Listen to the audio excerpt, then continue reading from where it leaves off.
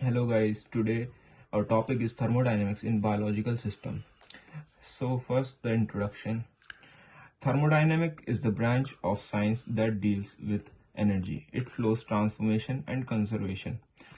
Every living organism, whether a plant, an animal or a single-celled bacterium, is a master at managing energy, and they follow the fundamental laws of thermodynamics, just like every other process in the universe. Now let's talk about the laws of thermodynamics and biology. The first law, conversion of energy. The first law of thermodynamics is energy cannot be created or destroyed. This means that in biological system, energy can only be converted from one form to another.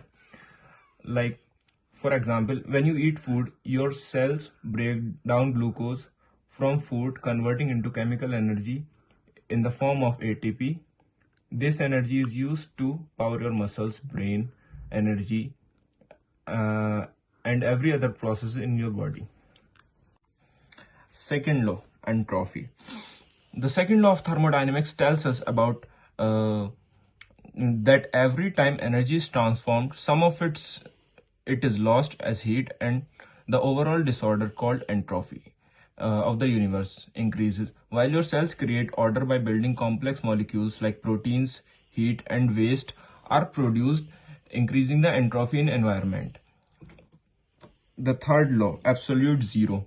Now, the third law of thermodynamics tells us that as temperature approaches absolute zero, molecular motion slows down. While life never exists as absolute zero, organisms like polar fish have evolved to function in extremely cold environments, but their systems still follow the rules of thermodynamics even in those conditions.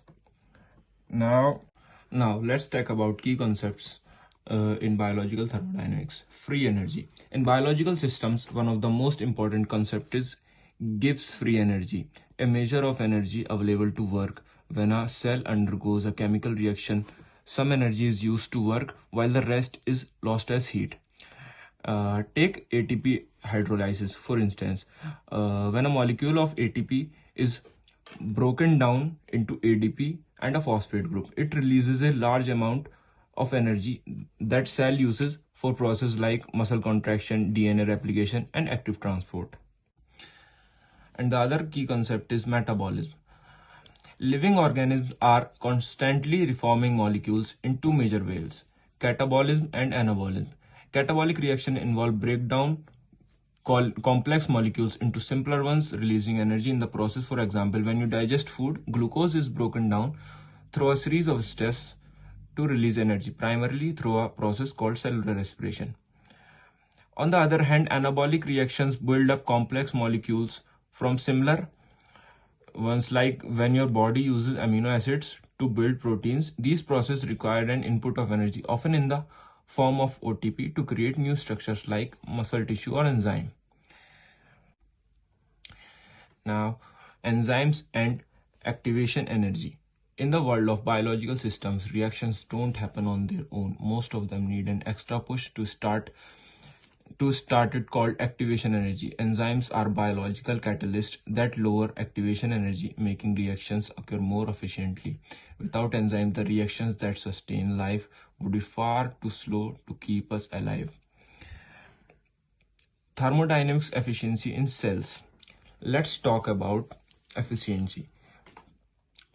The mitochondria in your cells are expert as harnessing energy from glucose. In a process called oxidative phosphorylation, mitochondria take action in oxygen and glucose to produce ATP, or cell's main energy currency. During this process, some energy is lost as heat, but cells are remarkably efficient, converting about 40% of glucose energy into usable ATP. Now let's talk about photosynthesis, capturing energy from sun. In plants, energy capture happens through photosynthesis. Chloroplast in plant cells convert sunlight into chemical energy, storing in the form of glucose. This process not only sustains plants but also provides the energy base for almost all life on Earth. Now we will talk about real world applications like hibernation in animals. Some animals take energy efficiency to extreme during hibernation. Animals like bears dramatically reduce the metabolic rate, conserving energy without the cold winter months. This allows them to survive with very little energy input until food becomes available again. And human body temperature regulation.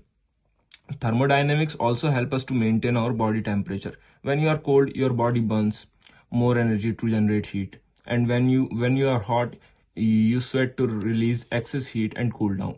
This delicate balance of energy use the heat release is essential for keeping our body functioning optimally. And the conclusion is from the tiniest cell to the most complex ecosystem, the principles of thermodynamics govern how life harnesses, transforms, and uses energy. By understanding the principles, we gain insight into the very processes that make life possible. Thermodynamics isn't just about heat and energy, it's the key to life itself. Thank you.